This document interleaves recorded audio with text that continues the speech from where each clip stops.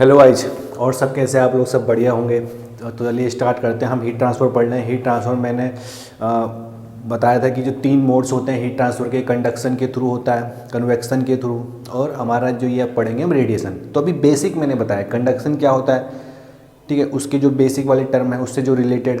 ऐसे ही कन्वेक्शन के बारे में बताया, ऐसे ही अब रेडिएशन के बारे में बताता हूँ, ठीक है।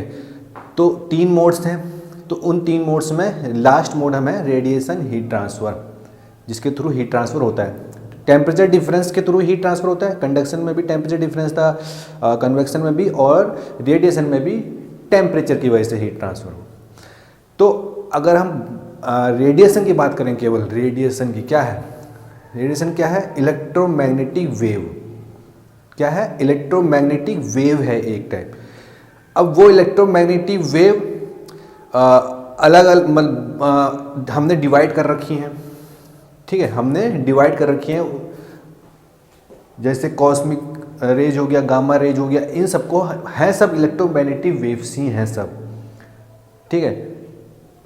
रेडियो वेव हो गया, ठीक है। तो हमने इनके ऑपरेशन के हिसाब से, अब रेडियो वेव आपका नाम से लग रहा होगा कि रेडियो में यूज़ की जाती है, माइक्रोवेव है तो माइक्रो ओवन है, ये सब चीज़ों में यूज आता है। मतलब इनके ऑपरेशन के हिसाब से, इनके काम के हिसाब से इनको नाम दिया है। जैसे एक्स रे आपने नाम सुना होगा, जो एक्स रे आप करते हैं, और गामा रे का आपने सुना होगा, जहाँ गामा रे का यूज होता है। मतलब उनके नाम के हिसाब से इनको नाम दे दिया, काम के हिसाब से।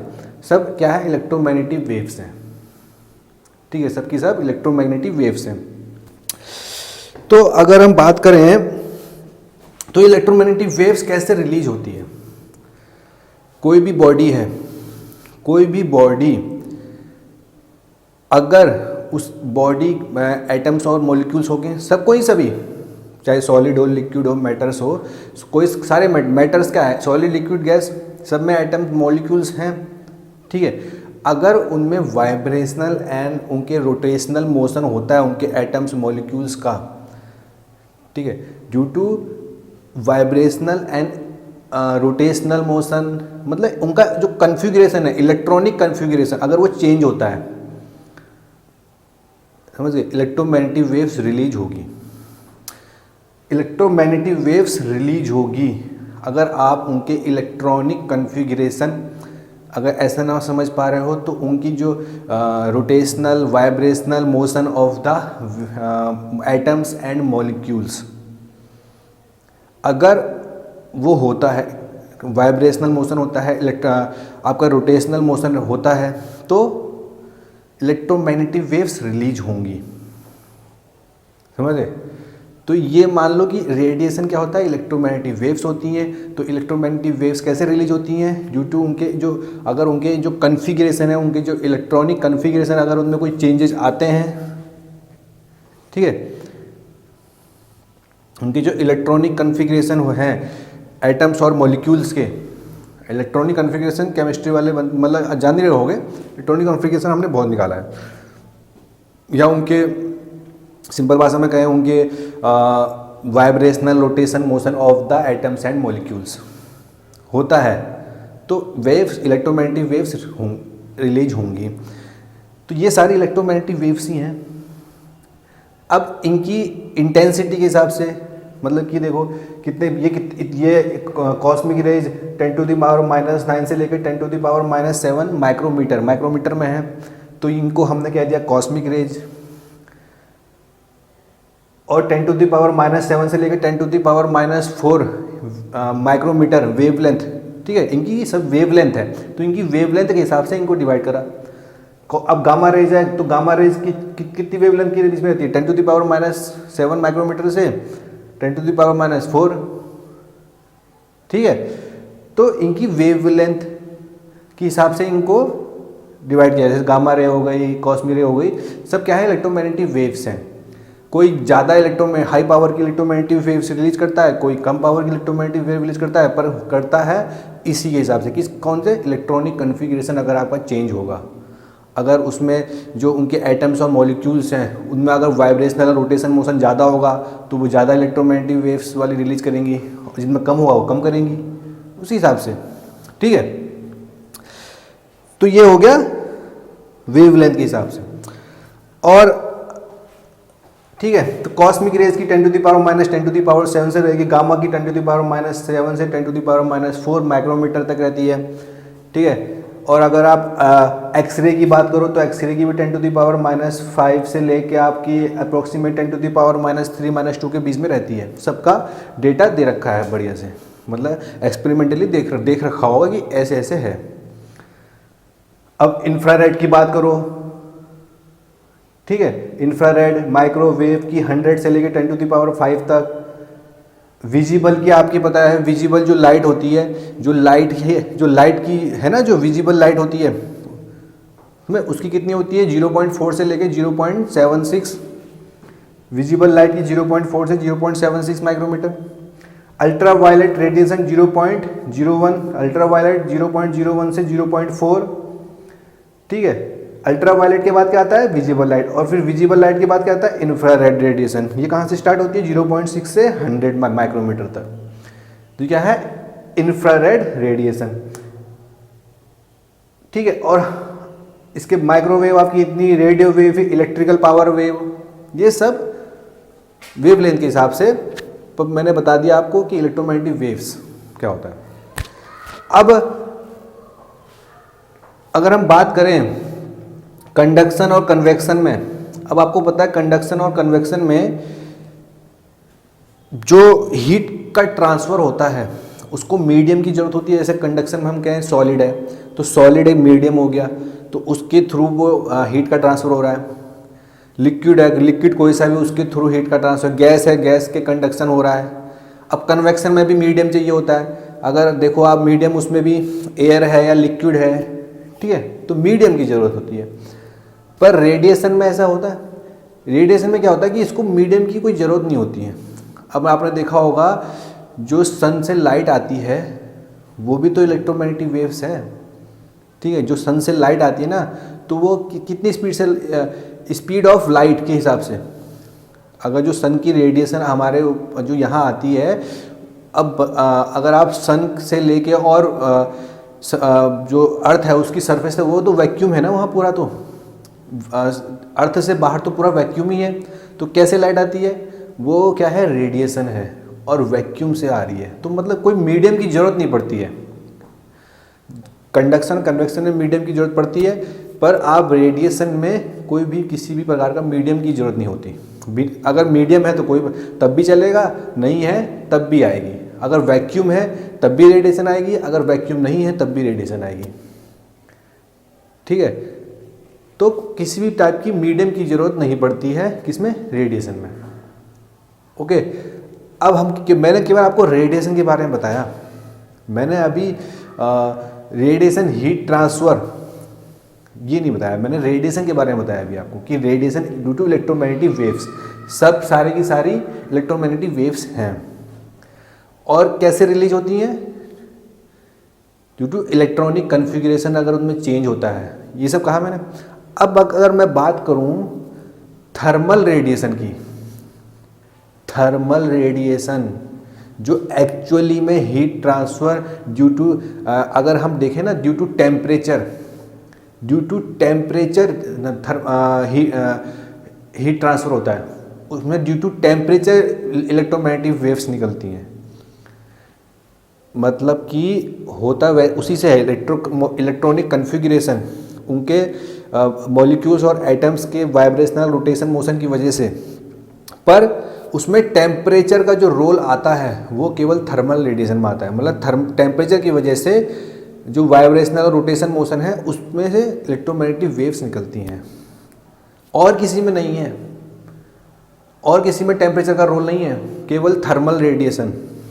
ध्यान रखना, केवल थर्मल रेडिएशन में ही ड्यू टू टेम्परेचर का जो रोल है उसमें, उसके इलेक्ट्रॉनिक कन्फिग्रेशन का चेंज करने में, केवल थर्मल रेडिएशन में। और उसी टेम्परेचर डिफरेंस की वजह से रेडिएशन हीट ट्रांसफ़र हम कहते हैं। रेडिएशन हीट ट्रांसफ़र हो रहा है ड्यू टू टेम्परेचर। ठीक है। किसमें, केवल और केवल थर्मल रेडिएशन। तो जितने भी, अब थर्मल रेडिएशन, अब मैं बात कर रहा हूँ थर्मल रेडिएशन की। ठीक है। रेडिएशन में अब हटा दिया, अब मैं बात कर रहा हूँ थर्मल रेडिएशन की। तो जितनी भी बॉडी हैं, all matter solid liquid gas किसी भी कोई भी एब्सोल्यूट टेम्परेचर पर है, किसी भी एब्सोल्यूट टेम्परेचर पर है, वो थर्मल रेडिएशन रिलीज करती ही करती हैं। ऑल बॉडी जितने भी मैटर हैं, ऑल फिजिकल सॉलिड लिक्विड और गैस किसी भी एब्सोल्यूट टेम्परेचर पर हैं, वो सब की सब थर्मल रेडिएशन रिलीज करती हैं। ठीक है, थर्मल रेडिएशन क्या है? इलेक्ट्रोमैग्नेटिक वेव्स ही है। ठीक है, सबकी सब टेम्परेचर रिलीज करती हैं। ठीक है, अब जितने भी ये x ray, gamma ray, microwave, radio wave, ठीक है, ये कोई भी टेम्परेचर से रिलेटेड नहीं है। केवल और केवल जो टेम्परेचर से रिलेटेड है वो क्या है? Thermal radiation.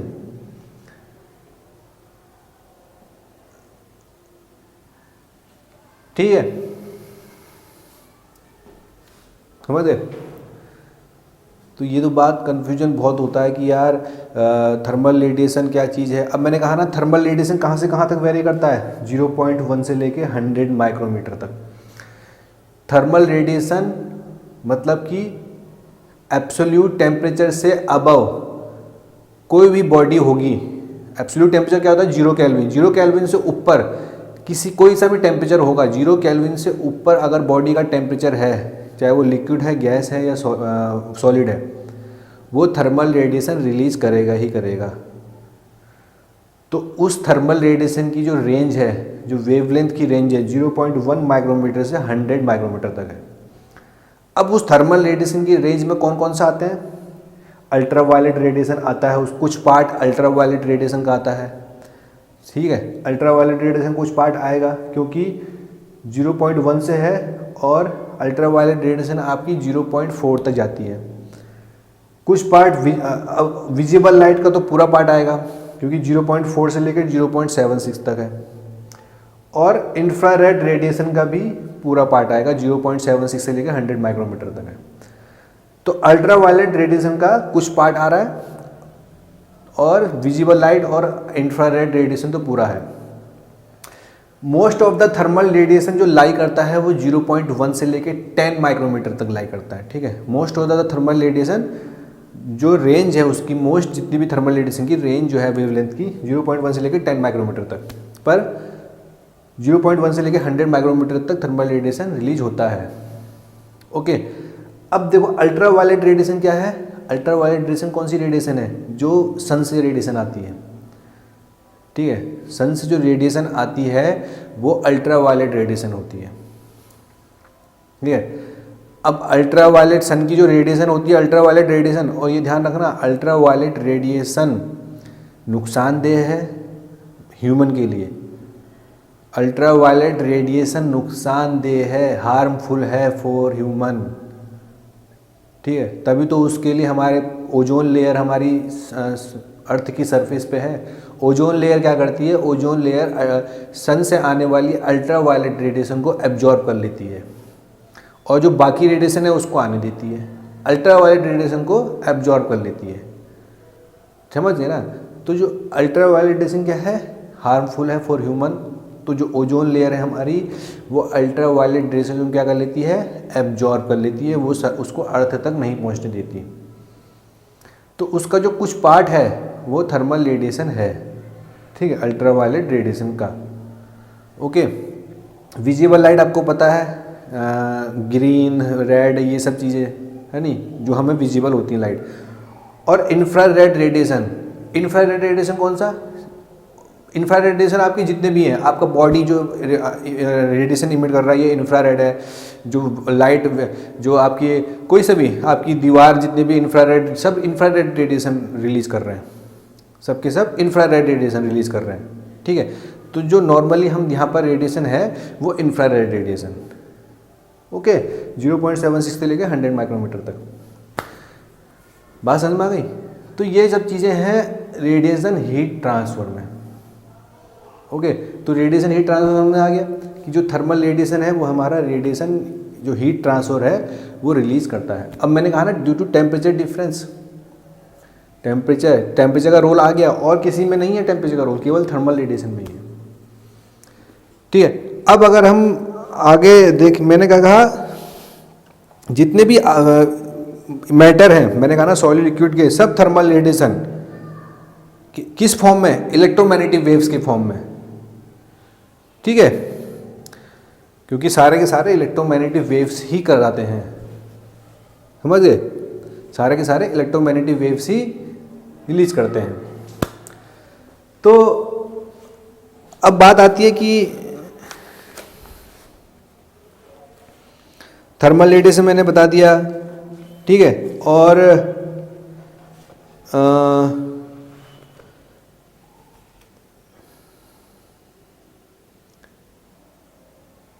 अब भाई जब हमने थर्मल रेडिएशन ये सब चीज़ें हो गई, तो इनको भाई अब इसका जैसे मैंने कन्वेक्शन में बताया था, कंडक्शन में बताया था कि निकालते कैसे हैं, फॉर्मूला क्या है निकालने का, फॉर्मूला क्या है निकालने का कन्वेक्शन कंडक्शन में, रेट ऑफ हीट ट्रांसफ़र, किस रेट से हीट ट्रांसफ़र होगा, ड्यू टू टेम्परेचर डिफरेंस तो हो रहा है, तो इसमें जो रेट ऑफ हीट ट्रांसफ़र है वो किसके प्रोपोर्शनल है, तो इसमें जो रेट ऑफ हीट ट्रांसफ़र है किसके प्रोपोर्शनल है, सरफेस एरिया, ठीक है, और एब्सोल्यूट टेम्परेचर की पावर 4, सरफेस एरिया और एब्सोल्यूट टेम्परेचर की पावर 4, ठीक है। तो यहाँ पर प्रोपोर्शनलिटी साइन हटा के इक्वल लगाएंगे तो क्या आएगा, सिग्मा, सिग्मा क्या है, बोल्ट्जमैन कांस्टेंट, क्या है, बोल्ट्जमैन कांस्टेंट्स, और ये किसने दिया, ये बोल्ट्जमैन ने दिया, किसने दिया, बोल्ट्जमैन ने, स्टीफन बोल्ट्जमैन लॉ कहते हैं इसको, ठीक है, क्या कहते हैं, स्टीफन बोल्ट्जमैन लॉ। तो स्टीफन बोल्ट्जमैन ने क्या दिया कि rate of heat transfer, thermal radiation जो रिलीज होगा वो सिग्मा सरफेस एरिया ए उस बॉडी का और टेम्परेचर, एब्सोल्यूट टेम्परेचर की पावर 4, सिग्मा बोल्ट्जमैन कांस्टेंट, इसकी वैल्यू क्या होती है, 5.67 इंटू 10⁻⁻8 वाट पर मीटर स्क्वायर केल्विन की पावर 4, ठीक है, रेट ऑफ हीट ट्रांसफर। अब ये चीज़ मैंने केवल अभी बेसिक बताया, जब हम रेडिएशन पूरा अच्छे से पढ़ेंगे ना, उसमें ये है Stefan Boltzmann law for a black body. Black body मतलब कि ब्लैक बॉडी वो बॉडी होती है जो अगर उससे कोई रेडिएशन, मतलब उससे कोई रेडिएशन इमिट हो रहा है, इमिटिंग करना मतलब रेडिएशन रिलीज करना, इमिट हो रहा है, ठीक है, और जो एब्जॉर्ब हो रहा है वो 1 होता है, मतलब maximum rate of releasing heat transfer, maximum, black body, जो ब्लैक बॉडी होती है वो maximum rate heat transfer release करती है, ठीक है। ब्लैक बॉडी क्या है, एक मतलब ब्लैक बॉडी है, मतलब कोई भी सरफेस जो रेडिएशन इमिट करता है मैक्सिमम, उससे ज़्यादा कोई सरफेस रिलीज करे, ब्लैक बॉडी समझ लो कि उससे ज़्यादा कोई सरफेस ऐसी नहीं है जो ब्लैक बॉडी से ज़्यादा रेडिएशन इमिट कर सके, ठीक है। तो ये किसके लिए है formula, maximum rate of heat transfer for a black body. तो स्टीफन बोल्ट्जमैन लॉ किसके लिए हो गया, ब्लैक बॉडी के लिए। तो अगर भाई हमारे पास तो कोई ब्लैक बॉडी नहीं है, ठीक है, तो एक टर्म आता है ग्रे बॉडी। तो ग्रे बॉडी वो बॉडी होती है जो नॉर्मली मैक्सिमम, मतलब ब्लैक बॉडी नहीं होती है, ग्रे बॉडी कौन सी, जो जिनकी इमिसिविटी, अगर हम कहें emissivity greater than 0 less than 1, ठीक है, जिनकी इमिसिविटी लेस देन 1 होती है और ग्रेटर देन 0 होती है। अब इमिसिविटी क्या होता है, इमिसिविटी क्या होता है कि इमिसिविटी एक प्रोपोर्शनल टर्म है जो कंपेयर करता है ब्लैक बॉडी से कि मेरी जो इमिटिंग पावर है, जो ग्रे बॉडी की इमिटिंग पावर है, वो उसको उस ब्लैक बॉडी से कंपेयर करता है। जैसे कि अगर मैं इमिसिविटी कहूँ, कोई ग्रे बॉडी है उसकी 0.5 है, तो वो किससे कंपेयर करा उसने? ब्लैक बॉडी से। मतलब ब्लैक बॉडी के कंपेरिजन में उसकी इमिसिविटी 0.5 है, वो आधा ही इमिट कर पाता है। अब ऐसे किसी ने 0.7 इस जिसकी इमिसिविटी है, तो 0.7 किससे? ब्लैक बॉडी से। तो क्योंकि ब्लैक बॉडी की इमिसिविटी 1 होती है, ब्लैक बॉडी की इमिसिविटी 1, इसका मतलब क्या कि वो हम उसको आइडियल मान के चल रहे हैं कि ये जो ब्लैक बॉडी है इससे maximum rate of heat transfer release होगा।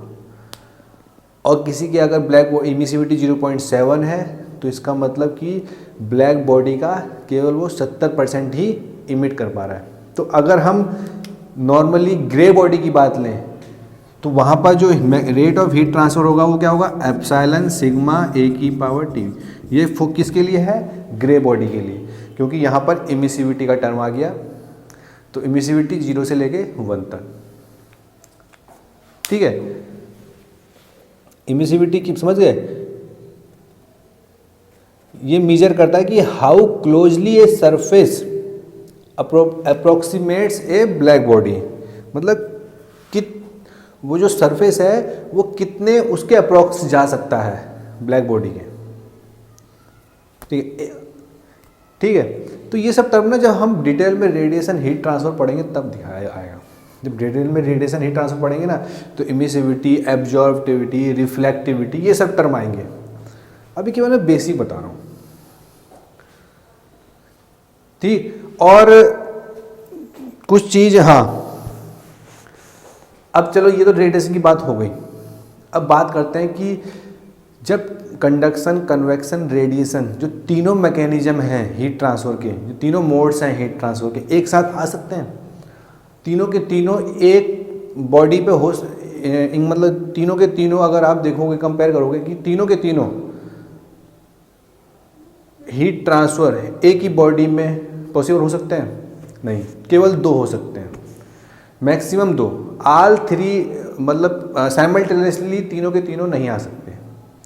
मैक्सिमम 2 आ सकते हैं, चाहे वो कन्वेक्शन कंडक्शन आ जाए, कंडक्शन रेडिएशन आ जाए, कन्वेक्शन रेडिएशन आ जाए। तीनों एक साथ पॉसिबल नहीं है, ठीक है। क्यों? क्योंकि कंडक्शन में अगर आप सॉलिड में देखो, अगर मैं चलो सॉलिड की बात करूं, ओपेक बॉडी की बात करूं, मतलब कि सॉलिड की बात करता हूं, कोई सॉलिड बॉडी है तो इसके अगर मैं इनसाइड बात करूं सॉलिड बॉडी के, कंडक्शन हो सकता है, कंडक्शन हो सकता है, कन्वेक्शन हो सकता है, कन्वेक्शन नहीं हो सकता सॉलिड बॉडी के अंदर। रेडिएशन हो सकता है, रेडिएशन हो सकता है अगर बॉडी ट्रांसपेरेंट है, क्योंकि आपको पता है कि कोई बॉडी अगर ट्रांसपेरेंट बॉडी है तो उसके थ्रू भी हमारी रेडिएशन जा सकती है। देखा नहीं आपने, जो आपके शीशे, अरे यार ट्रांसपेरेंट बॉडी क्या, आप अपने गाड़ी के शीशे के ग्लास देख लो, जो शीशा लगा होता है बाहर से, नहीं ग्लास देख लो, आर पार चली जाती है ना रेडिएशन। तो अगर ट्रांसपेरेंट है तो कौन कौन सा आ गए? कंडक्शन और रेडिएशन। कन्वेक्शन तो नहीं हो सकता इसके अंदर, ठीक है। बॉडी के अंदर, सॉलिड बॉडी के अंदर कंडक्शन नहीं हो सकता। अब अगर हम बात करें सरफेस की, सरफेस पे, अब सरफेस पे क्या कंडक्शन हो सकता है? सरफेस पे बात कर रहा हूँ, जो सॉलिड बॉडी है इसकी सरफेस पे रेडिएशन तो हो सकता है, क्योंकि सरफेस पे रेडिएशन, क्योंकि अगर कुछ टेम्परेचर होगा तो रेडिएशन रिलीज कर सकता है। कन्वेक्शन भी हो सकता है, क्योंकि जो आसपास एयर होगी उसके थ्रू कन्वेक्शन भी होगा। सरफेस पे कंडक्शन हो सकता है? नहीं। कन्वेक्शन और रेडिएशन, ठीक है। लिक्विड की बात ले लो, कोई भी लिक्विड है, ठीक है, उसके अंदर अगर लिक्विड, कोई लिक्विड है ये, ठीक है, रेडिएशन जा सकती है। कन्वेक्शन हो सकता है, मोशन में है। कंडक्शन कहाँ? जब कन्वेक्शन हो रहा है तो कंडक्शन कहाँ? कन्वेक्शन मतलब कंडक्शन विद फ्लूइड का मोशन, कंडक्शन विद मोशन। भाई मोशन हो रहा है अगर फ्लूइड रेस्ट पर है तो भाई कन्वेक्शन तो होगा नहीं, क्योंकि कन्वेक्शन होने के लिए मोशन चाहिए। अब भाई वो फ्लूइड रेस्ट पर है, रेडिएशन हो सकता है, कंडक्शन भी हो सकता है। समझ गए ना, मतलब कि साइमल्टेनियसली तीनों के तीनों एक साथ कहीं नहीं आ सकते, या तो कन्वेक्शन आ जाए, दो आ सकते हैं। समझ गए ना। अब भाई क्वेश्चन में जस्ट वो ला दे कि हाँ कन्वेक्शन कंडक्शन रेडिएशन है, पर वो नहीं, साइमल्टेनियसली तीनों के तीनों नहीं आ सकते। या तो कन्वेक्शन रेडिएशन आएगा, रेडिएशन कंडक्शन आएगा, कन्वेक्शन कंडक्शन आएगा, है नहीं, या कंडक्शन ही आएगा, कन्वेक्शन नहीं आएगा, ऐसे। अब कभी कभी ये कंफ्यूज होता है कि यार कन्वेक्शन भी आपको पता है कि अगर बॉडी का कुछ टेम्परेचर है, जैसे सॉलिड बॉडी है, जैसे मैंने अभी कहा सॉलिड बॉडी है, इसका कुछ टेम्परेचर है, तो यहाँ से कन्वेक्शन भी होगा, कंडक्शन रेडिएशन भी होगा, क्योंकि टेम्परेचर है। पर आप देखते हो कि क्वेश्चन में अगर आपको दिया होगा कि यार किससे सॉल्व करें, कन्वेक्शन से करें, रेडिएशन से करें, वो डिपेंड करता है कितना टेम्परेचर है। अगर एब्सोल्यूट टेम्परेचर बहुत हाई है, 1000 केल्विन, 800 केल्विन, तब आप उसमें जो डोमिनेट करेगा वो रेडिएशन डोमिनेट करेगा। टेम्परेचर कम है तो डोमिनेट जो करेगा वो कन्वेक्शन डोमिनेट करेगा। ठीक है, बॉडी के टेम्परेचर क्यों, समझ गए ना।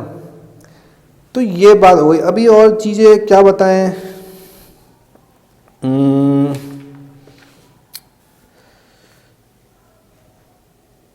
हाँ मैंने कहा ना अगर रेडिएशन को किसी भी मीडियम की ज़रूरत तो पड़ती नहीं है।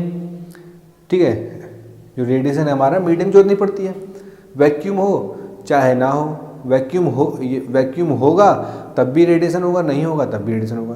पर क्या होगा कि अगर जो किसी मीडियम से अगर जा रहा है, अब आपने देखा होगा जो आपने जब ग्लास होगा, ग्लास से अगर कोई रेडिएशन गुजरेगा तो उसके वेलोसिटी में फ़र्क तो पड़ेगा, डिफ्लेक्ट तो होता ही है। ठीक है, डिफ्लेक्ट तो होता ही है। तो उस अब क्योंकि वैक्यूम में जो रेडिएशन आता है वो स्पीड ऑफ लाइट, उसे हम कहते हैं ना स्पीड ऑफ लाइट के थ्रू आता है। उसकी स्पीड क्या होती है, स्पीड की, लाइट की स्पीड, जितनी लाइट की स्पीड होती है उस स्पीड से आता है। पर अगर उसको मीडियम में कोई ऐसा, उसके मीडियम में उसको इंटरफेयर करने वाला, मतलब ऐसा कोई मीडियम आ गया कि उसने उसकी इंटेंसिटी को एब्जॉर्ब कर लिया, उसकी वेलोसिटी को कुछ रोक लिया, वेलोसिटी को कम कर दिया, तब वो स्पीड ऑफ लाइट से तो आएगा नहीं। वरना तो नॉर्मली हम मान के चलते हैं कि जो सन की जो लाइट आती है अर्थ तक, वो स्पीड की, लाइट की स्पीड से आती है। हम ये मान के चलते हैं कि जो इन्वायरमेंट में गैसेज हैं ये सब इसको इनका इंटरफेयर नहीं होता, इसकी स्पीड मतलब इतनी अच्छे से उसकी स्पीड को कम नहीं कर सकती। तो हम यही कहते हैं ना कि स्पीड ऑफ लाइट है, लाइट की स्पीड से हमारी सन की जो रेडिएशन है वो लाइट की स्पीड से हमारी अर्थ पे पड़ती है, कहते हैं ना। क्योंकि हम ये मान के चलते हैं कि जो इन्वायरमेंट में जितनी भी गैसेज हैं जो अर्थ पे, वो वैक्यूम मान के चलते हैं, मतलब है तो गैसेज, जैसे ऑक्सीजन, ये सब चीज़ें हैं जो इन्वायरमेंट में गैसेज हैं, तो इसका इंटरफेयर इस पर नहीं पड़ता, ये मान के चलते हैं। वरना अगर जैसे अगर आप वाटर से अगर जा रही है, आपने कहीं वाटर है और उस पर अगर लाइट की स्पीड से अगर आप अंदर देखोगे तो वो लाइट की स्पीड से गुजरता ही नहीं है, क्योंकि कुछ डिफ्लेक्शन होता है उसमें, और आपका लाइट की स्पीड उस स्पीड से नहीं जाती उसके अंदर। ठीक है,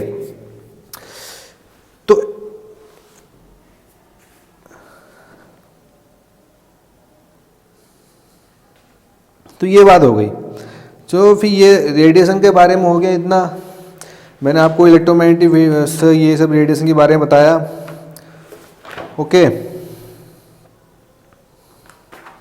और जो ये जितना भी मैंने ना रिफ्लेक्टिविटी, एब्जॉर्बिविटी, ये सब अभी जानेंगे बाद में डिटेल में जब हम पढ़ेंगे।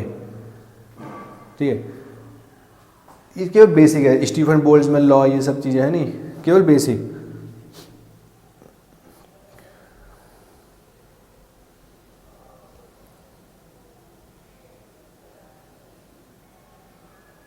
चलिए ठीक है, फिर कोई दिक्कत हो तो बताना। ओके।